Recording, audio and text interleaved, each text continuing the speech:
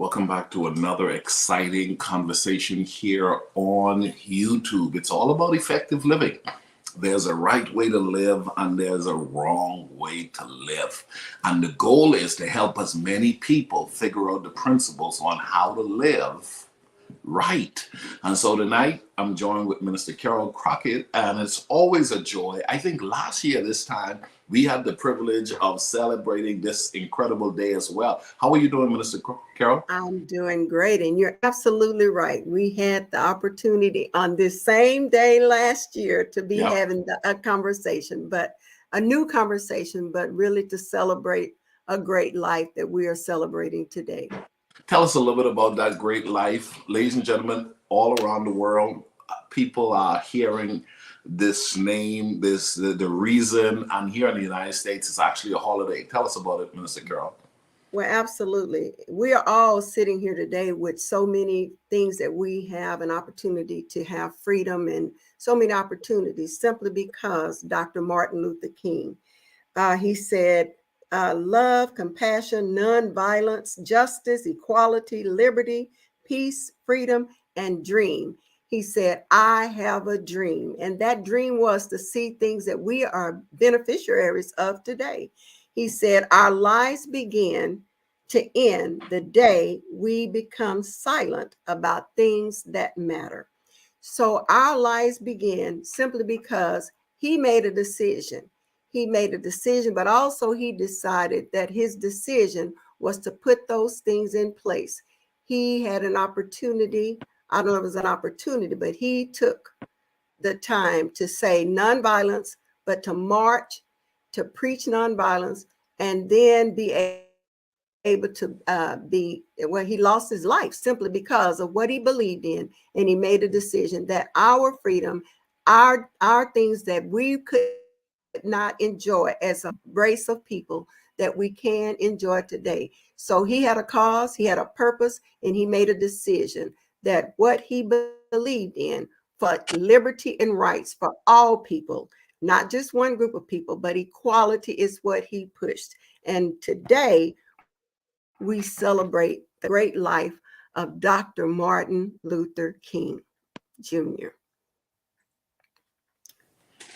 And he said, the time is always right to do what is right. The time is always right to do what is right. So anytime we are contemplating whether we should do what's right, then that time is right now to do what's right. Such truth. Now, ladies and gentlemen, tonight we want to talk about something that's right for you to do, and something that a lot of people often push back and sometimes are a little afraid to talk about, and that is the whole concept of debt.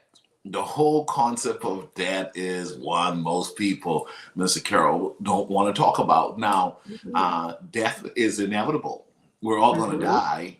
And one of the things that I found to be most liberating and freeing for me was accepting that as a truth, that I need not be afraid of death. But if I live okay, if I live right, if I give my best effort to every day, then I shouldn't worry about the fact that I know one day it's going to come to an end.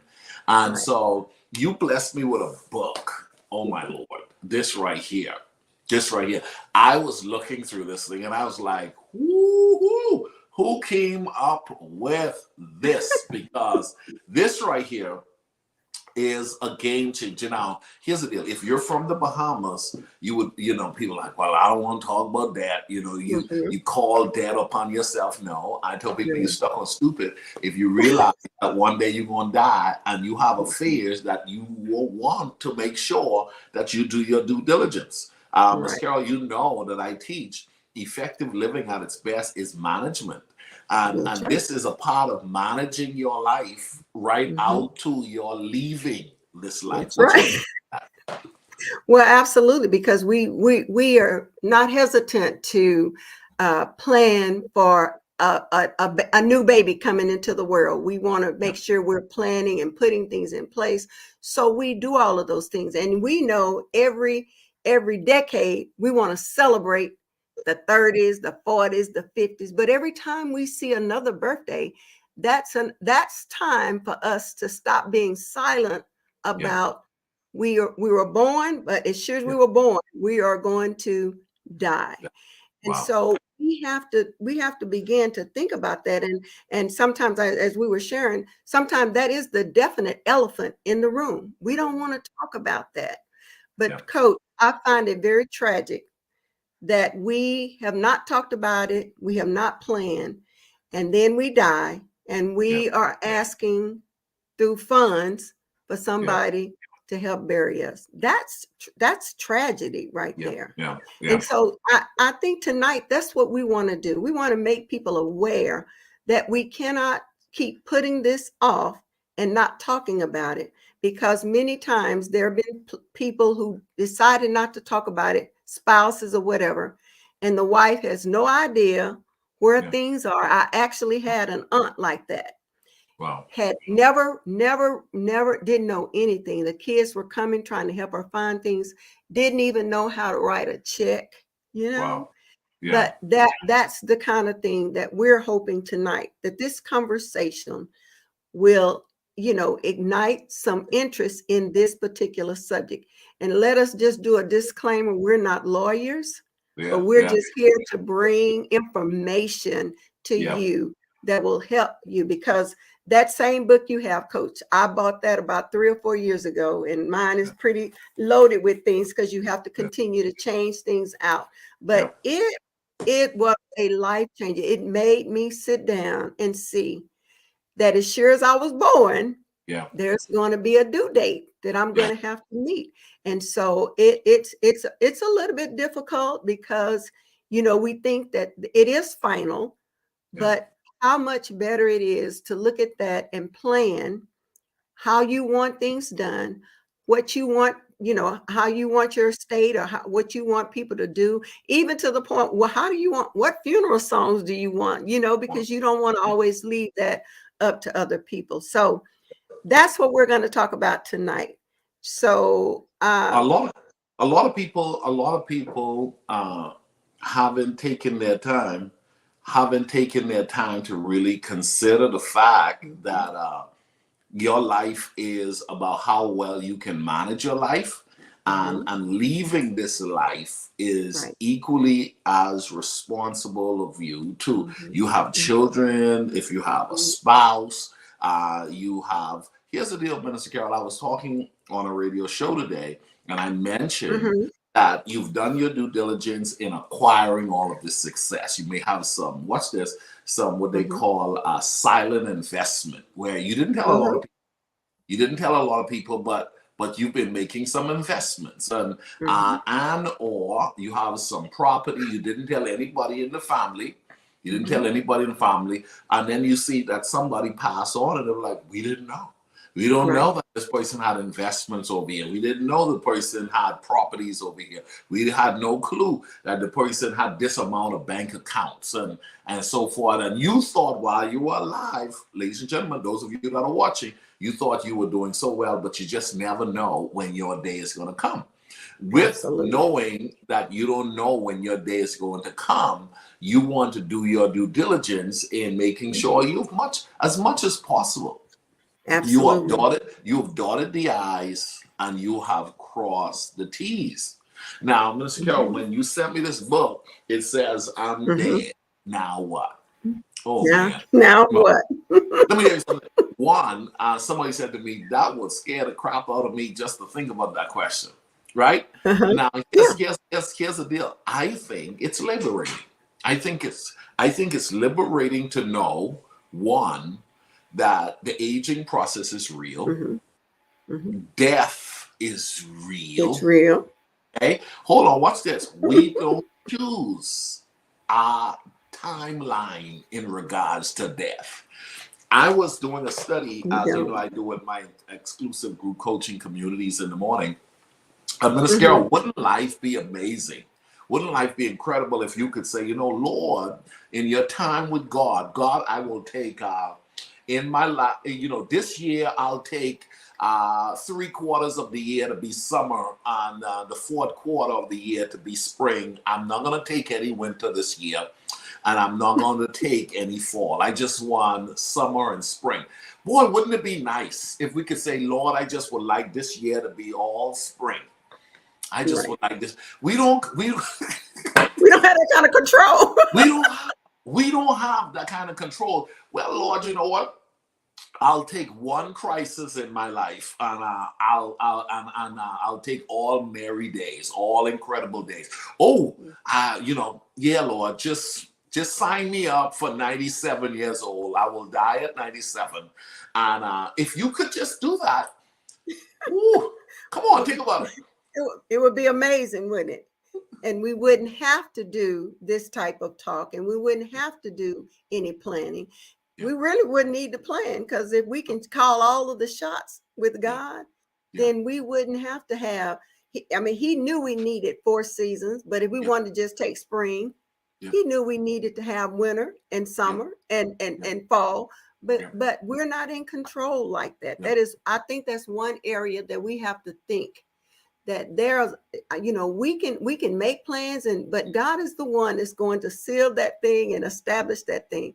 But we have to be good stewards of making sure that we are making plans. We're with every day needs to be life planning, but every day we need to be planning that what they say, you live like you have the rest, 25 or 30 years, but you live also like you are going to die tomorrow. You have to think like that, because there are more people involved than just you, and you don't want to leave people helpless and hopeless and just hanging out there. You want to be able to let people know. And let me say that it is no time to be secretive about a lot of things. You've got to be able to be transparent with your loved ones. You got to be able to make sure they know, where things are. But like you said, that book will make you put things in place. But somebody really has to know, Coach, where this book is upon your death. I was like, okay, I've told my son, it's right here, it's over there. But they have to know where you place those important. And I think we're going to talk about that a little bit. You need to know where things are. And so one of the things, Coach, your bank accounts, and you kind of alluded to that a little bit, all of your bank accounts, do they have beneficiaries? There, because that's what the bank is going to do with them. And the beneficiary will need only to go to the bank with your death certificate and an ID of their own in order to gain whatever is left in your accounts.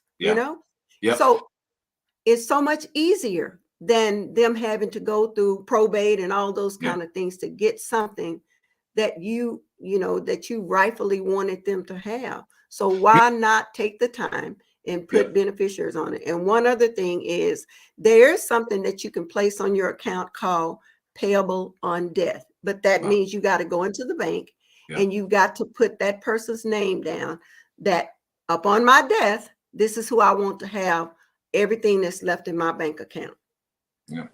Now there is some lost money out there. You know why there's some lost money? Because nobody knew.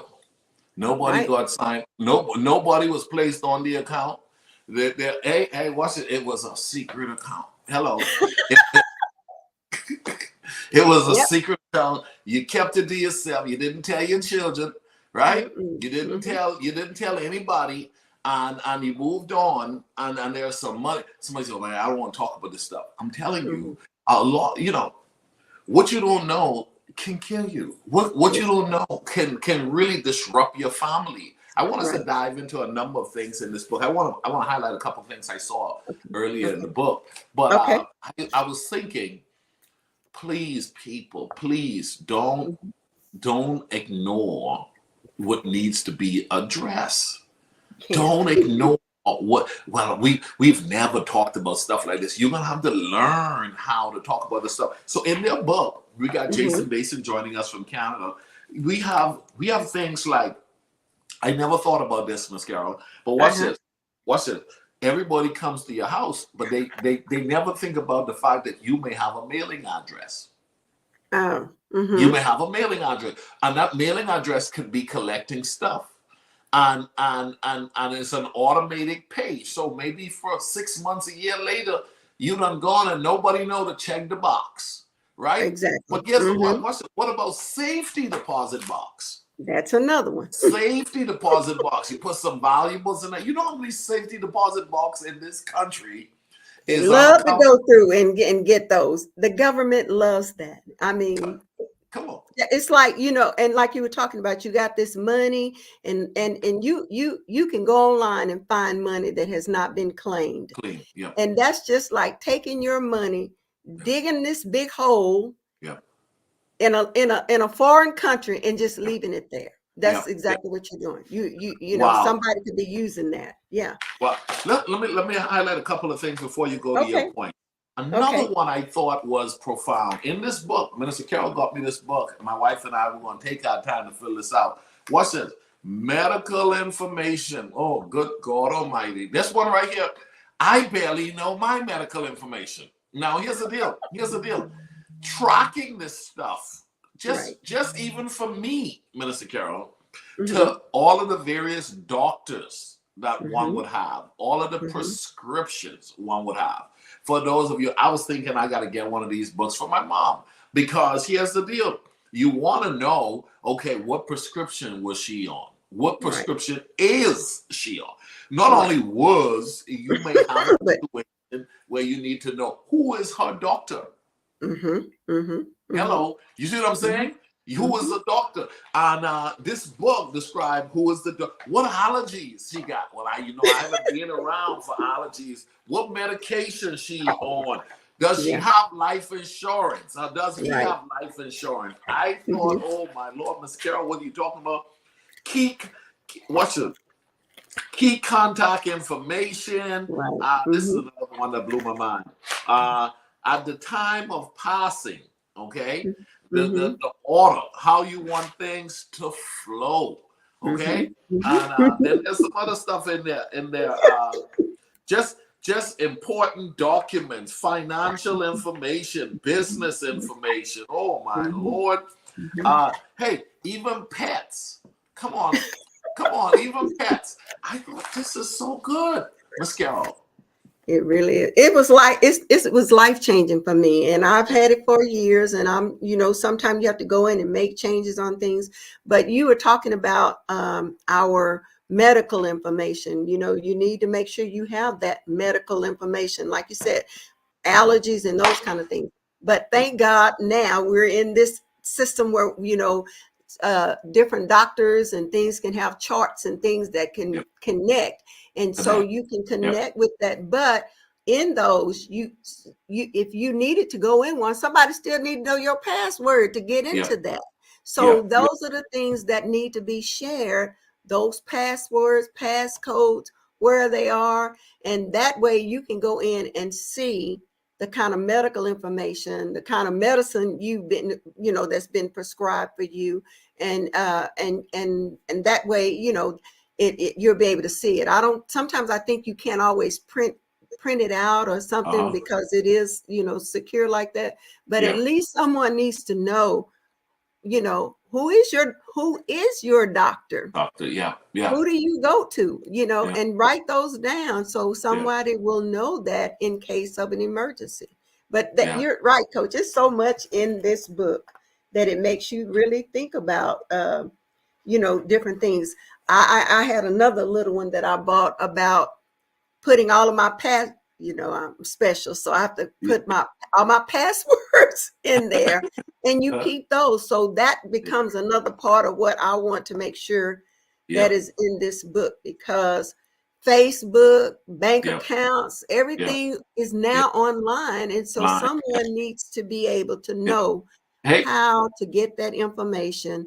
And what you say you got on your phone? No, even how to get in your phone. In your phone. Even how to get in your phone. I mean, come on, man. These phones, man. Listen, let me tell you something. If you don't set your phone up to, you could be locked out of your phone. That would be me. But this is such a serious subject. But we're wanting you Mm-hmm. guys, ladies and gentlemen, today. Effective living is not only about you making sure that everyday living at its best is built around what you do, but making sure that even in your transition out of life, none of us chooses when we're leaving here. Okay, we don't choose. So knowing that, you know, my grandmother used to say years ago, you watch this. You knew how you left home. You don't know how you'll come back. Well, so do your due diligence. Clean that room up. Fix your bed. clean that room. Yeah. You don't know how they're gonna bring you back in your house. Hey, and you can't talk, but you feel embarrassed even after being sick, and can't respond because somebody got to bring you in your room, and you say, "Oh Lord, this how he was living." And you're like, you all want to apologize. You can apologize. Just live in a way that you live unapologetically. Exactly. And it may be that you come back into that home and you can't talk. Right. Yeah. So what are you going to say? You can't say anything. You can't, you can't speak or whatever. You can't drive yourself back from the hospital. So you're totally relying on someone else. And I love what you said, grandmother say, you know how you're going to leave home, but you know how you're going to come back. So prepare your place and everything else is how you're going to come back to your home. So yes, start planning. Let's go through some of your points because I really want today's show. We're documenting this process because, ladies and gentlemen, somebody got to talk about it. Somebody's well, I want to talk about it. Don't run from it. And we're taking the plunge tonight. Here's the deal. I didn't grow up in an environment where the talk was a talk. Culturally, we don't talk about it. Nationally, we don't talk about it. As a people, I find that a lot of people shun talking about it. But I find that the people who are doing well in life, they have talked about it. They have talked about it because I believe a lot of wealth. I think a lot of headache. I think a lot of stressful moments are eliminated because someone has chosen to talk about what we call a difficult subject. I believe in it. Your best life is at the junction where there is no difficult conversation. You can take any conversation at any given moment and talk about it respectfully. You just, you may not know all about how to talk about anything, but you know enough to talk about the things that really matters for you and your life. And so, Mr. Carroll, what is one more? Give us a few more things on those. Check off to ensure that people who are living, they're not only preparing to live their best life, but they're also preparing to do their due diligence to transition out of this life well in the planning. And that means we have to make sure we're putting our affairs in order. And one of the things it talked about is a TOD, a transfer on death deed in your own home. Completing this document and filing it with your county saves your heirs thousands of dollars. You have a home. You want to make sure you are putting that transfer of death deed on there, because if you don't, coach, that your property can be just laying there, and if you don't have any transfer of document deeds, that means your heirs now got to go through, try to prove that they're related to you. And in the meantime, your home is sitting there and they can't do anything with it until they go down. And that takes time, and also it takes money. So when you put this in place and you name a designated person that's going to take ownership on your home, all they need to do is take their ID and your death certificate to the county building, and the deed is signed over to them. And doing this will avoid the home having to go through probate. Probate is what you really want to eliminate in places where you can. So let's get that transfer. If you own homes or many homes, you need to make sure that you got a beneficiary on there. And if you die, you want that to be transferred to whoever you have planned to take over that. That's planning your affairs and putting them in order. That's making sure that you are not leaving your heirs. Because some people will say, oh, let them worry about it. But that is the hardest thing for people to have to do. They're grieving our death. Somebody's going to grieve your death. And now you got to correct. go, your family members are stuck with trying to go through these. So anyway, that was one, Coach. And for another one, we talk about living wills. Yeah. We definitely don't want to think about that. But that living will simply says or allows one to put in writing exactly what you want done in the event, like we just talked about, that you can't speak for yourself when it comes to health care decision as well as other final decision. One of the things that I know in the healthcare, they want us to make sure, let me grab mine, that you have a medical power of attorney. A medical power of attorney would eliminate some of that in your living will. And what that causes people to do, many times we don't know if we're going to get stuck on a ventilator or we're going to be stuck, there. So people need to know, some people don't want to live their lives if that's how they're living based upon a breathing machine or something. So you can be able to tell people, okay, if something happened to me, I don't want to be on life support. These many days, because guess what? When your family member, and we've had to do this, when your family member have to make that decision to take you off of life support, there's always a feeling that you get because, well, should I waited? You and the doctors and everybody's come in and told you they're not breathing anymore on their own, but it's a hard decision to make. What's this? It is a hard decision, and then you have sometimes family quarrel. Because I was referring to this morning. You can have a spouse who agrees to one thing. If you have a living parent, that parent can be leaving for one thing. And if you have adult children, they can want a different thing. So, but you can respond, and you haven't given any one person power of attorney the right to respond on your behalf. And there is this quarreling that goes on, and sometimes the breaking down and literally destroying a family, is such a major deal. Exactly. And it is a huge thing because it can create conflict. Some family members will, it calls simply division in the family because like you said, one person may be still believing God can bring them, can bring them up out of this, and somebody's just decided it's over with. And so it's so much easier if that is put in place, that you don't have to put them through that. You don't, like that. Some people that for the dignity of life, they don't want to go out like that. And so I think we have to learn to respect. If it's in writing, we have to learn how to respect their wishes. They wrote it when they were of a sound mind, so we have to respect that. But what, Ms. Carol, I think about the amount of people who, and I found this very interesting with my new platform, Effective Living. And when I tell you, one of the most grievous thing in my spirit, right? Well, hey, watch this. This is Bahamas talking right here. When somebody, what yuck up my vexation, that messes with my spirit.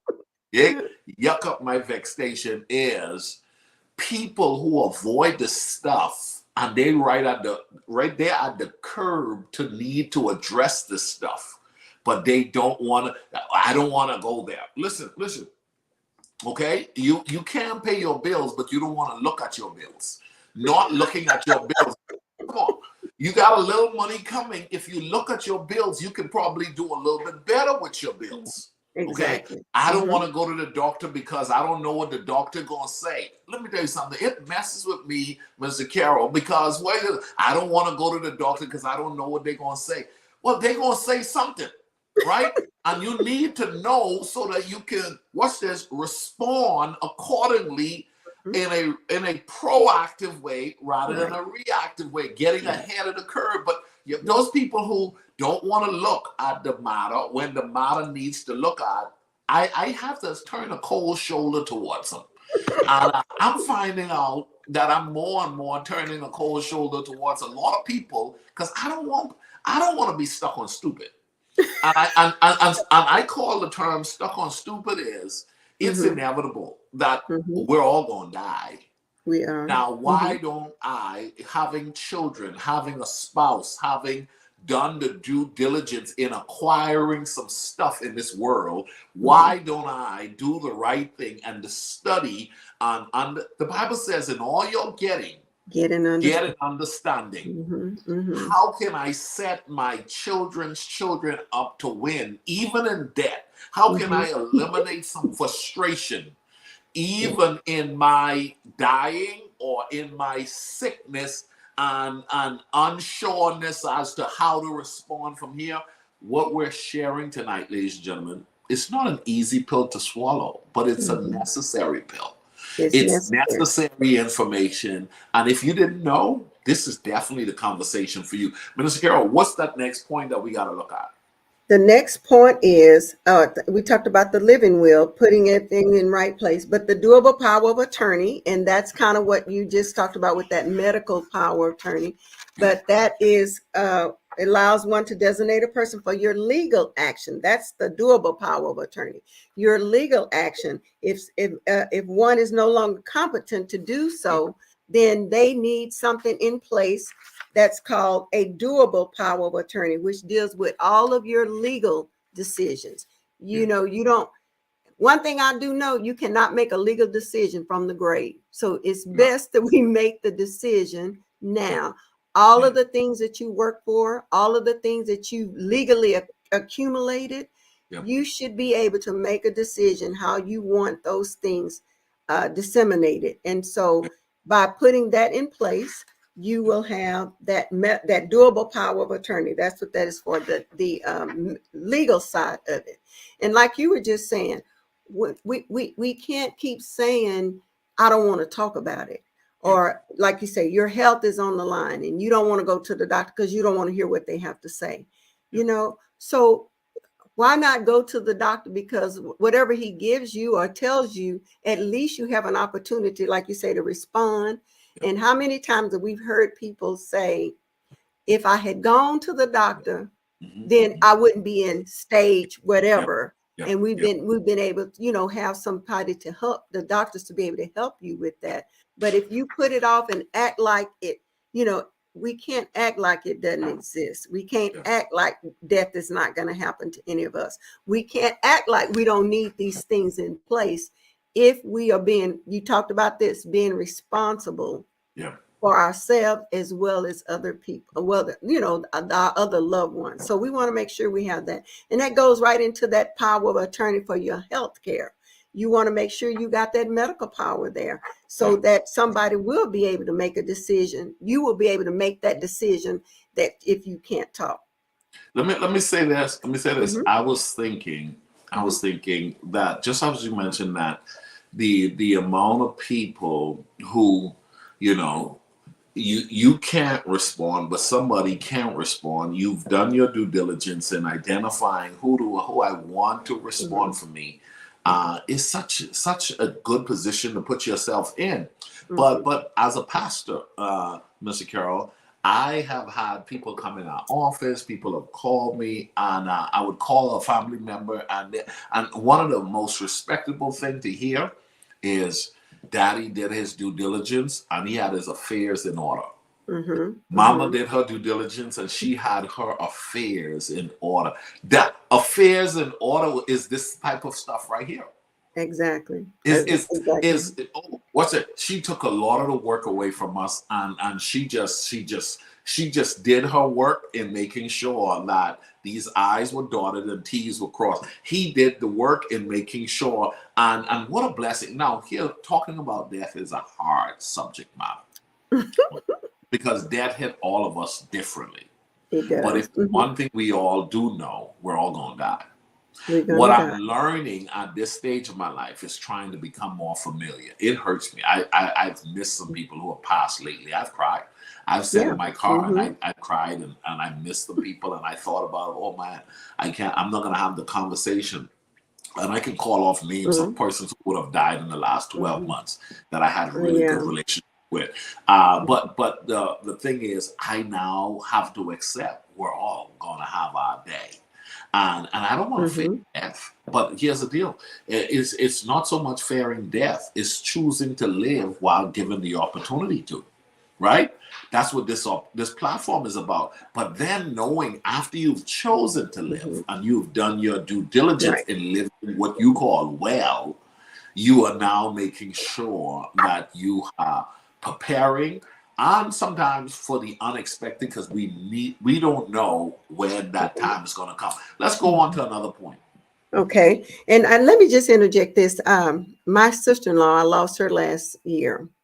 And that was out of the things that we had to go through with her going, being on life support, because it was unexpected and we thought she was going to make it and didn't. But here's the thing that I can say. She had her affairs in order. Wow. Yep. My brother had a folder with his name on it. All of her 3 boys had a folder with their names on it. And then as we were going through things, I found out that if anything had happened to my brother or her, he had already designated me and her sister as being the people that she wanted to take care of their affairs. So, so it was hard enough losing her. Yeah. But when we saw how she had taken time, I mean, from what she wanted to wear, what she wanted to put on, what song she wanted sung, what scriptures she wanted read, she took care. She had her affairs in order. And so that made me really relook at where I am. But here's another point, the last will and testament. And that's kind of what we're talking about. That last will is not like your living will. It is after you, that kind of what our book is. I'm dead. Now what? That's what the last will and testament is about. It is for you to designate to whom your personal belongings will go to. You still have that opportunity and privilege to be able to put those things how you want. If bank accounts, I always say this, sometimes our kids don't want our stuff, but we think that they do, but they don't want it. But even if you wanted heirlooms and those kind of things, distribute it. If you got, children, more than one, you really want to make sure you're telling them how you want that your beneficiaries to get money and how you want to distribute it. Because if you don't, we've seen a lot of families once again lose it. Now people say money is no big deal, but yes it is when it comes to things like this. And so we have to be aware of putting those things in place and not you can't leave it to chance. And especially if you got a blended family, you got more than one child, you got a big estate of things. You want to be able to say where you want that to go. You worked hard for it. So you want to be able to designate where it is going to go. Let me say this, and people get ugly, boy, when it comes to assets, eh? People get ugly when it comes to that money. I mean, I think when it comes to families being broken apart and destroyed, I think probably death is one of the biggest culprits to bringing division among family members. I'm talking about because somebody thought they should have gotten the car. Somebody thought they should have gotten that house. Somebody thought that, how much money was in their account, or they should have been the person responsible for the estate. I mean, there's just so much. But doing your due diligence in establishing how this is going to play out before they have to because sometimes even after you've dot your I's and cross your T's, some family members still have little issues. Some people still fight and kick back because, their personal opinion, but you should do your due diligence. That's what I said too, Coach. Death and those assets will get family members all worked up. And like you said, there's someone who will say, I should have gotten this, or perhaps the more responsible person is the person that's left with the legal part of going to find an estate planner or having a lawyer to separate these kinds of things.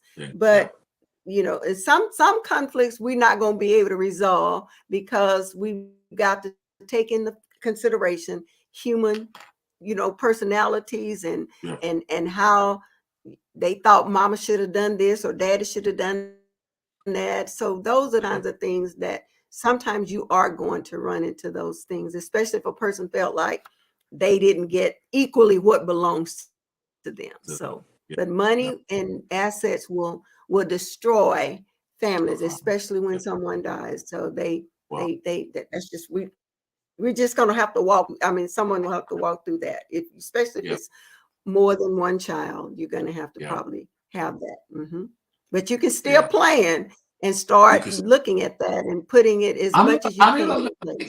It eliminates a lot of mess. It eliminates a lot of chaos. Even though some people may kick back, you would have done your due diligence, and it just I'm not responsible for how other people respond. I'm responsible for what I'm supposed to do in the earth. And that's what we're challenging you guys to do. What is it that I should do? You have young children.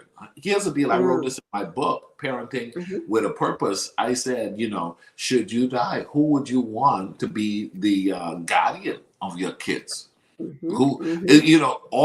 We think sometimes automatically you wanted to go to your grandparents, you wanted to go to your older sibling, you wanted to go to your younger sibling. That's not necessarily may be the case. They may not be the most qualified. They may not be the one who should have. And so if you don't assign those kind of things, you could leave your child in a really bad position. Good.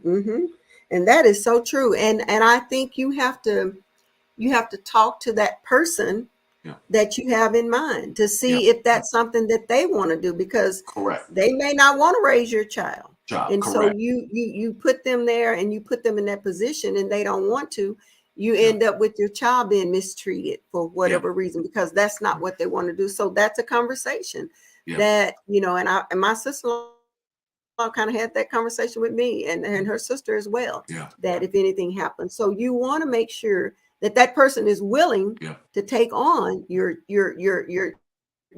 minor children or your children. So that's a conversation that can occur from us planning ahead and being able to talk about these things and not just keep it all secret and keep it to yourself. This is a time you need to be able to share some things about your affairs.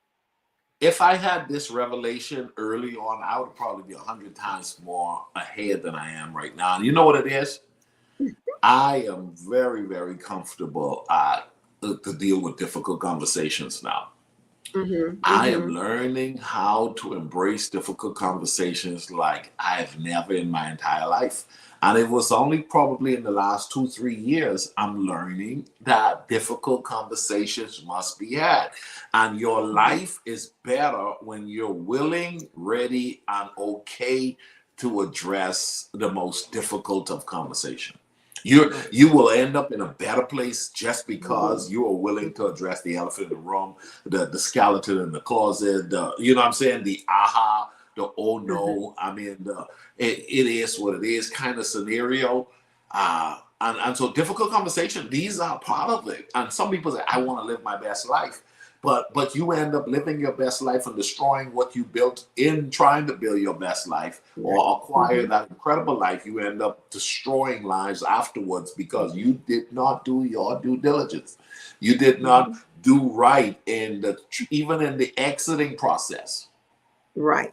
Ooh, and Coach, you know what? Even in doing this, I'm telling you, when I started doing it, I don't know if I was crying because I thought they were gonna miss me. I want them to miss me, but but it's a time that you have to reflect, and it is it's permanent. So it's not scary. It shouldn't be scary, but it is something we have to think about. And so I have a few tears on this book because you start thinking about it is my final wishes and And, I'm not going to, you think about they going to miss me, but I'm going to miss the conversations. I'm not going to be the one at the table anymore. I'm not going to be the one, siblings having squabbles with each other. So, but it is a time for us to think about that. And that kind of takes us to be ahead of it. Try to be ahead of it. Mm-hmm. I'm be ahead. As much. I think knowing that you could be ahead of things take away some of the dynamics of the pain of not having been prepared. It's like like you said, the valuableness that comes, the value that comes from knowing that you went ahead and you start thinking about the conversations that you say, okay, I don't know how many more of these conversations I'm gonna have, but I'm gonna enjoy these as long as I can. And I don't know how many of these dinners I can have, but I'm gonna enjoy these things. You know what I'm saying? I'm gonna make sure I'm present because I don't know how long I'm gonna be present. Exactly. It changes the whole scope of things. Don't you believe that? Yep. Absolutely. And just like you were saying, it really starts making you enjoy the moment, enjoy the presence. And sometimes it begins to make you see that conflict right there just ain't necessary. That I'm not going to even deal with that. I mean, I'm gonna be the big girl and I'm just gonna say forget it, because I don't want the conflict, because we can think, oh, tomorrow the Bible said don't go to, we shouldn't lay down if we're angry with someone. And so we don't want to lay down and be angry and say crazy things to people. And then you think that you may have that next day. They may be here and they may not be, and you may not be here. Correct. And so the guilt of holding that in, that you didn't enjoy the present. You were in the moment, but rather than being in the moment and enjoying it, you're finding their checklist of things that they did wrong. Or you're going back to things that they did 20 years ago and you're still holding on to that. Hey, coach, let it go.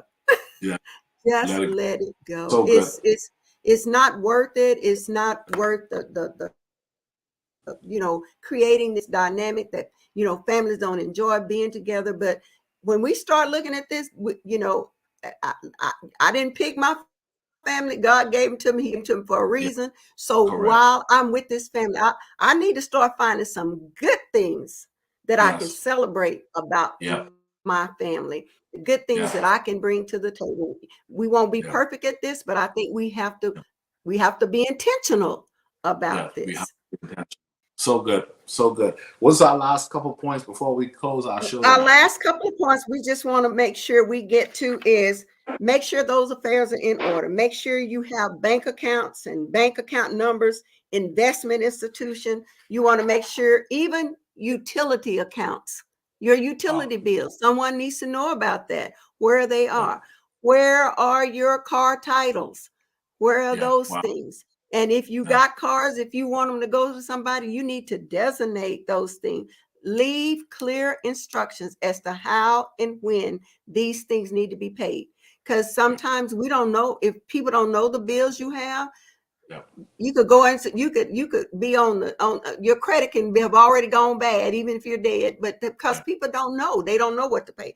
So be clear about the things that you have, from, like you say, from taking care of your minor children, where your car titles are, where important documents are, where who utility bills. Those are things that I really hadn't even thought about that, but that's something that we need to consider. If you have outstanding debt, they need to know that. Where is it that you got these outstanding debt that you need? And so once again, it goes back to that checking account.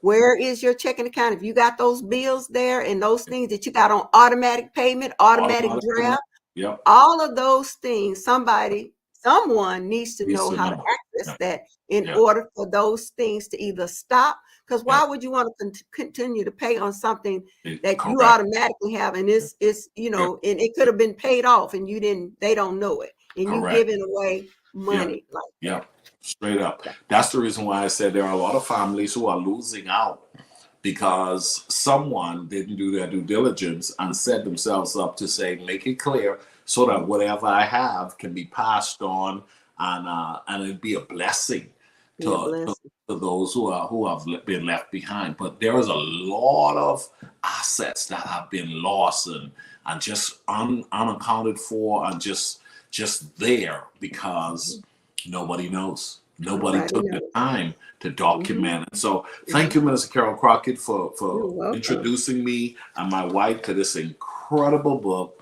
It says, I'm dead. Now what? Somebody said, I don't want to think about that. Let me tell you something. You want to live your best life?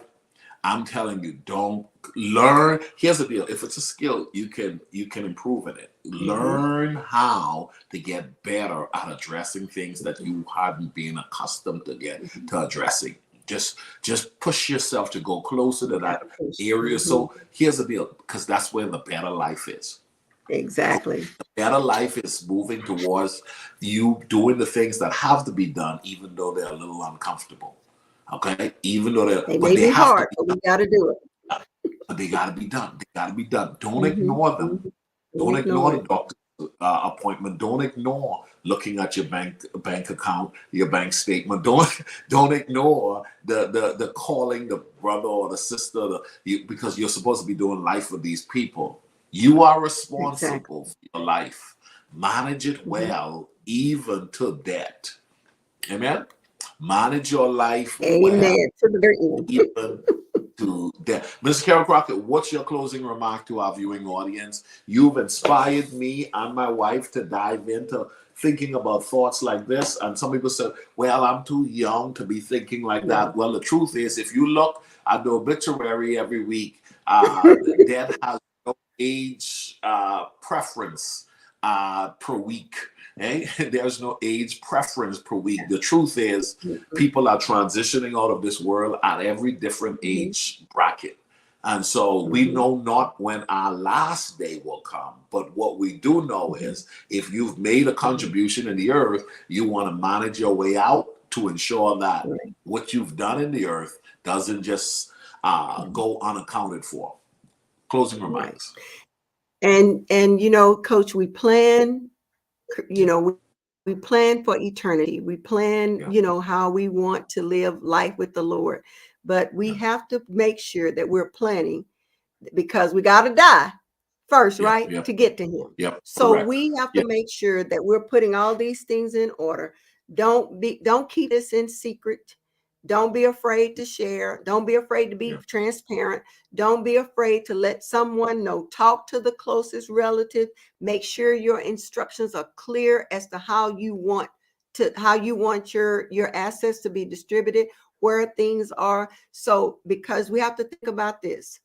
When that time happens, there's going to be people who's emotionally upset, and you don't want people having to make these kind of decisions and don't know where anything is, you know, and having your life, you can't be buried simply because people don't know where your insurance policies are. So don't keep this a secret. This is something we need to step forward and do. And I want to just suggest it's a hard conversation, but it's a necessary conversation. And we have to make sure that, like we talk about, Coach, chip away one day at a time, well, just take one step and start putting that in place. And that way it may acclimate you and get you in the mindset that you find it necessary to start talking about it. And if you got children, small children or whatever, you want to be sure that you put this in place because you don't want them stuck with trying to go through this kind of information and things that could have been in place. And like you said, it makes life so much easier for those we've left behind. Let me say this too, and you may want to share a point on this. I found this to be real true. I was talking to someone last week and I says, you know, it's really important that you really know what you want because two things is very emotional, and there's an industry out there that feeds off of people who aren't prepared. And so that wedding is impulsive. And people in the wedding industry, they will take you for everything you got because you're so happy that they'll take your 3 hours and cost you be spending 20 years trying to pay for those 3 hours because of you're so excited about a wedding day. But here's another one. Funerals. Funerals. Oh Lord, because you just like, listen, the insurance said they're gonna give you 25 grand, and you be like, look, we're gonna spend it on, we putting daddy out in a blast, but daddy didn't care if you put out 3 grand on him, because he done dead. He don't care. But you went ahead and maxed out, but the 25 grand could have been a difference maker for having to deal with some other things. Right. And so, but if the funeral service company knows you got some money, if they know and you don't have a pre-established what is being spent, they can come and try to take you for everything you got. And you'll be okay with it until months later. Then you start thinking, well, you know, I didn't really have to go all out like that. And that's because proper reasoning wasn't brought into play. It was an emotional response without a clear-headed thinking factor built in. And so while you have a clear head, start planning accordingly. What's your view there, Ms. Carol? Absolutely. And like you were saying, a funeral home, they are there and they know how to make you feel, you know, like they are caring for you. They are caring for you through the process of going through this funeral. But when you're there and you're emotional and they know what your insurance policy is, they're going to offer you so many different things because they see you operating in emotion. But let me just add one other thing. You should go out and buy you a funeral plan too. That helps. Have a funeral plan. We didn't talk about that, but that helps too, because now you bought whatever. If you're going to get buried, you got all of that. All of those are important. So I would encourage someone to really, that would take a lot of pressure off of your family. And that's what my sister-in-law had. We had a funeral plan. We had everything in place. So that's one thing that was on there. Get you a funeral plan. They come in all sizes and all kinds of how much money you want to spend. You can have the carriage and all of that, but is that necessary? Because those people are gone on. So that's like taking the money, digging a hole. Now you're taking the money, putting it in the grave. And that's not what we want to do, you know, because that money could be helping someone else. But out of our emotions, they will play on us. And so we don't want that to happen. Thank you so much for leading this conversation tonight. This was such a necessary one. I'm glad we documented it. I'm going to share this thing out to so many people. And here's the deal. I'm addressing it. I'm from a culture that doesn't want to talk about stuff like this. I'm a guy who oftentimes you hear men don't want to talk about stuff like this. I mean, I'm at an age in my life where some people that's not where I'm at right now. But the Bible says my people are destroyed for the lack of knowledge.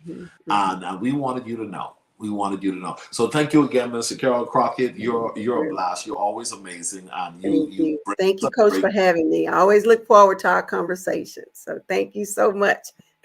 You're welcome. God bless you guys. Have a good night. Hey, do me a favor and share this link with somebody that you think will enjoy this. You'll be amazed. 1 or 2 little ideas presented tonight could be a difference maker in somebody's life or in somebody's family. Share it tonight with somebody that you think will appreciate this information. Good night, everybody. Absolutely. Good night.